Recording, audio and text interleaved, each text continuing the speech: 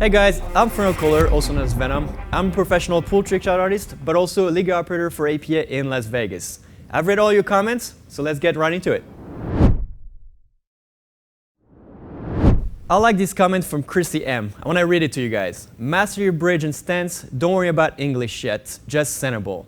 I 100% agree with it, so let's start by covering the bridge. There's, in my opinion, three types of bridge: the closed bridge, the open bridge, and the rail bridge. We're going to start with the closed bridge. In order to do a solid closed bridge, you're going to use those three fingers here, the thumb, the index, and the middle finger. And you're going to create kind of a bridge here. And make sure there's a point of contact between all the three fingers. So the key is to not be too tight so that you can't move the cue, and not to be too wide so there is too big of a gap here. So again, here, get those three fingers together like this, palms on the table, and then the next part is to just simply open up the fingers and make sure it is stable. So in all bridges, stability is key 100%, and it's really what brings you to the next level. Again, like this, here we go. So this would be one closed bridge. Now there are several different bridges for closed. For example, this one, which is a little different. So you put your hand more on the side. You could be like this. You could be like this if you're really high. So again, you got to keep in mind, different bridges are for different situation. And it is your choice to adapt to the best one you have according to the table. So this is for closed bridge. Now, open bridge, sometimes beginner player like it a little better because it's kind of easier to get solid and stable. The first open bridge like this, fully just on the table, bring your fingers back up here and then close that thumb here to make it a nice and easy groove. As you can see, my fingers are kind of clawing into the felt a little bit. Again, this is for stability. You really want to make sure this hand is stable. Now, if you don't like this, you could go for what I call the spider bridge with those two fingers in the middle here. And those are really stable there. Put the palm on the table, and then here we go. Raise your thumb. This is one. And of course, you can go even like this, if you're going over a ball, for example. So there are several bridges, again, for the open as well. And you have to make sure that you use the proper one in the proper situation. The final bridge is the rail bridge. So we're going to bring this cue ball close to the rail here. And we're going to start with the ball being maybe a ball away from the rail, right? So in this case, what I like to do is you start by putting the cue down on the table as parallel as possible to the table, not like this. Really just let it do the work here.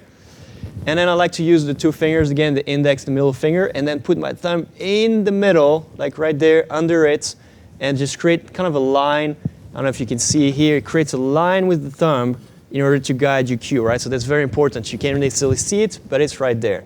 So this would be one, and that's a very solid bridge here. Now, a lot of the time the cue ball is much closer, and that's when it becomes really difficult. So if it's frozen to the rail, first up, make sure you chalk because miscues are much easier to happen. What I like to do on this one is actually use the edge of the table like this and sort of, put all my weight into my fingers to really get stable. Again, you want to be as stable as possible. And in this case, I'm using an open bridge. You could do a closed bridge like this as well. I like the open better, but this is sort of up to you. There we go. So this is for in this case. And now let's say you're in between. So in between, it's going to be slightly different because like this would be a little too close. So this could work in some situation, but it wouldn't be recommended. So in this case, you don't need to be here either because it may be a little too far. So you're going to go right in the middle here, put maybe all the fingers on there. And I like an open bridge as well for this.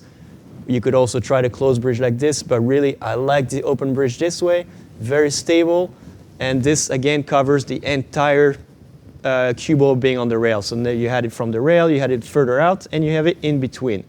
With all those bridges together, now you should be able to comfortably hit the cue ball from anywhere on the table with a very stable bridge hand.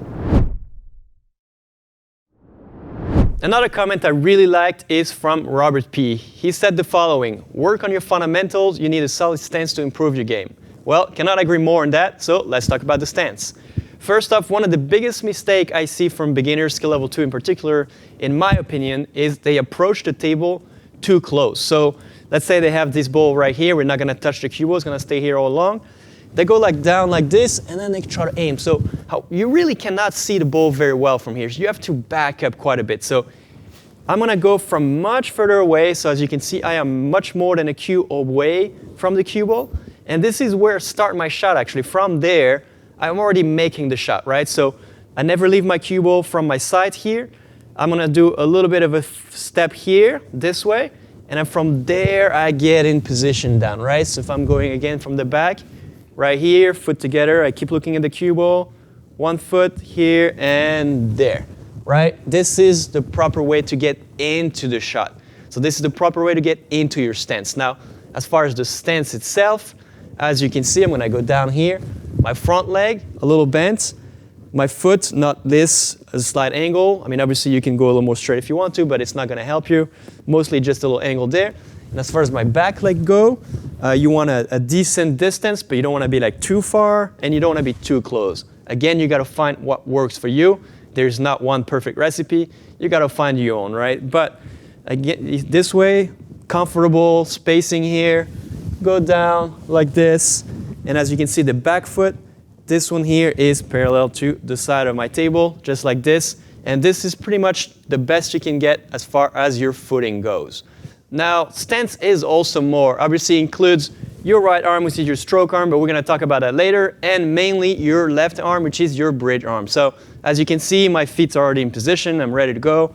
So a lot of people that I see, again, the biggest mistake is to have your left arm or your bridge arm too straight, and that really hurts. And it's really uncomfortable. And uncomfortable means not good, because that means you're not going to be relaxed and you're going to miss the shot way easier. The next problem I see is having too much of a bend, which is like this.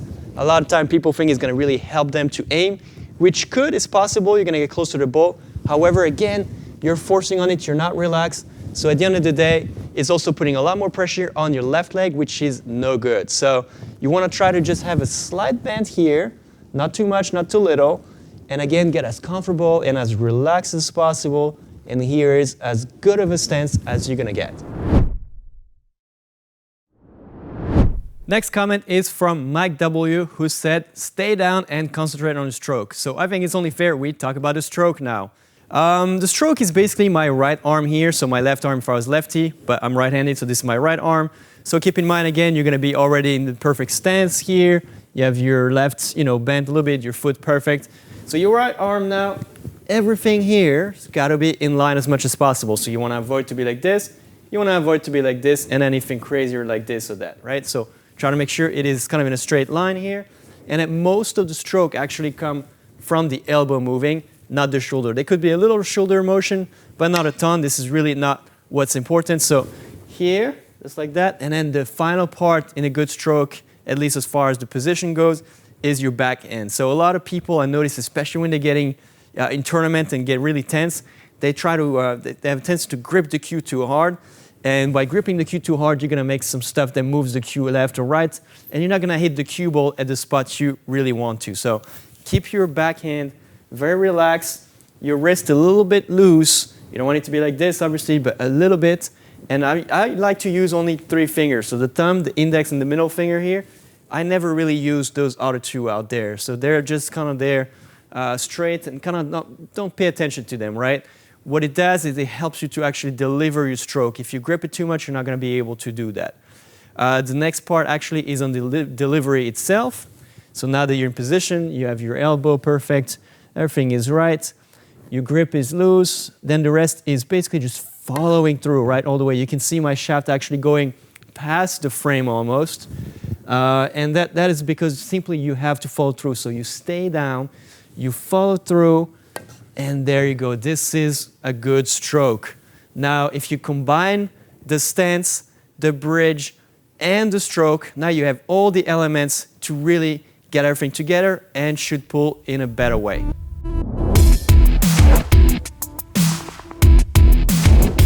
In order to put all those elements together, I got you a little drill here. Now, it's nothing new, it's been around for ages, it's a very classic thing. This is what we call the bottle drill.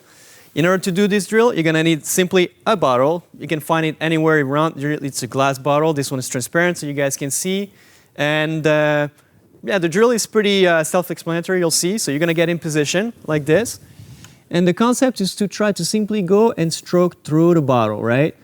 The more you're gonna do it, see, as you can see, I touch sometimes a little bit of it.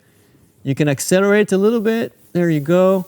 And that's when you know if your stroke is proper and your delivery is right.